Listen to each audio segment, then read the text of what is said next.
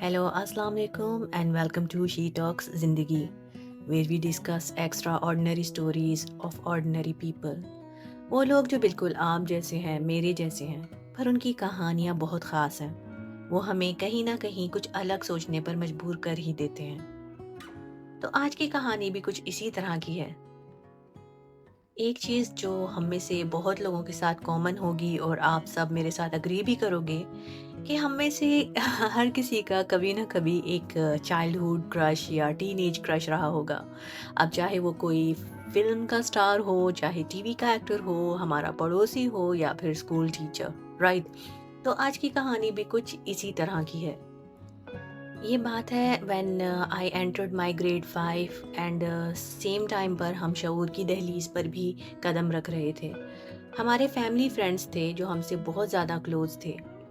उनमें ये चीज़ कॉमन थी कि एक सर्टन एज के बाद वो अपनी बेटियों को स्कूल अलाउ नहीं करते थे। दे थॉट के ज़्यादा फ्रीडम देना या ज़्यादा पढ़ाने से लड़कियां या उनके कैरेक्टर जो हैं वो ख़राब हो जाते हैं। Yes, they use to think like that. तो मेरी भी उनकी बेटियों से दोस्ती थी और मैं उनके घर अक्सर आती जाती थी। और इन सब रिस्ट्रिक्शंस में उनकी सबसे छोटी बेटी जो कि मेरी दोस्त भी थी, उसने अपना स्केप ढूंढ लिया। Yes, through TV. Sonu Nigam ji, उनका एक शो आता था, बहुत ज़्यादा हिट था उस टाइम पर। एंड मेरी ये दोस्त जो हैं वो कभी भी उनका कोई एपिसोड मिस नहीं करती थी। और एपिसोड ख़त्म होने के बाद वो फिर सोनू निगम के सॉन्ग्स लगाती थी और सारा दिन उसे सुनती थी और उस पर डांस करती थी। और she was completely mad about him. उसके इनिशियल्स वो जो है अपने हाथों पर लिखती रहती थी। And she use to tell me that Asma यार, I am completely in love with him. And at that time हमारी जो एज है वो आप अंदाज़ा लगा सकते हो कि कितनी होगी। और मैं उसे बड़ी हैरानगी से देखती थी कि यार मेरा तो होमवर्क बाकी है और मुझे मैथ्स का टेस्ट अभी प्रिपेयर करना है। एंड कल मेरी बस ना छूट जाए। एंड शी वाज लाइक, बस मैंने तो सोच लिया है, मैं जा रही हूँ India and I am gonna propose Sonu Nigam. And I am sure कि वो मुझसे शादी करने के लिए कन्विंस हो जाएगा। मतलब कि पूरी तैयारी थी बंदी की। एंड मैं सिर्फ उसको हैरानगी से देखती रहती थी बिकॉज मेरे लिए तो वो सब चीज़ें बहुत ही ज़्यादा अजीब थी। बिकॉज एट दैट टाइम मुझे सिर्फ 1 घंटा कार्टून देखना अलाउ था एंड दैट्स इट।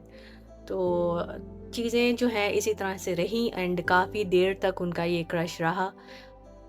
और किसी ना किसी रीज़न से हम उनसे कट ऑफ हुए। काफ़ी टाइम तक जो है हमारा उनसे मिलना जुलना एक तरह से ख़त्म हो गया। एंड देन एक बार उनकी अम्मी हमारे घर आई हमसे मिलने। तो बातों बातों में सलाम दुआ के बाद उन्होंने बताया कि उनकी बेटी की शादी हो गई। And I got shocked. I said really she got married. तो मुझे बहुत ज़्यादा इस चीज़ का तजस्सुस आया और वो बचपन की सारी बातें मेरे जहन में आई। तो आई थॉट कि मैं उनसे बात करूं। तो मैंने उनका नंबर लिया and I gave her a call. And guess what, उन्होंने मुझसे जब बात की तो जो बात उन्होंने मुझे बताई वो ये थी कि उन्होंने अपने घर वालों के अगेंस्ट जाकर शादी की है। एंड बहुत ज़्यादा उन्हें फ़ाइट करना पड़ा अपने घर वालों से, उस इंसान से जो उनकी पसंद थे शादी करने के लिए। देन मैंने सोचा कि यार ऐसा भी क्या था जो आपको इतना फाइट करना पड़ा और आप अपने घर वालों के अगेंस्ट चले गए, आपके पेरेंट्स भी नाराज हो गए। एंड शी टोल्ड मी, यार he looks like Sonu Nigam. जी, उनको सोनू निगम, जो उनका सोनू निगम था, उनको उनकी लाइफ में मिल गया। तो yes, it's funny but at the same time हमें ये सोचने पे मजबूर करती है कि हम क्यों अपनी लड़कियों को, या फिर अभी भी मैं ये चीज़ें देखती हूँ कि बहुत सारे घरों में जो है लड़कियों की स्टडीज़ पर, उनकी पढ़ाई पर बहुत ज़्यादा रिस्ट्रिक्शंस होती हैं।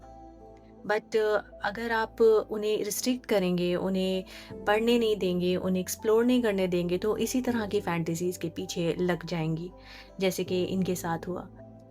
तो मैं हर बेटी के माँ-बाप से एक रिक्वेस्ट करूँगी कि प्लीज़ आप अपनी बेटियों को इतना ज़्यादा रिस्ट्रिक्ट मत करें, उन्हें स्टडीज़ की इजाज़त दें, उन्हें फ्रीडम दें, उन्हें विंग्स दें ताकि वो उड़ सकें और अपना भला और बुरा बेहतर पहचान सकें।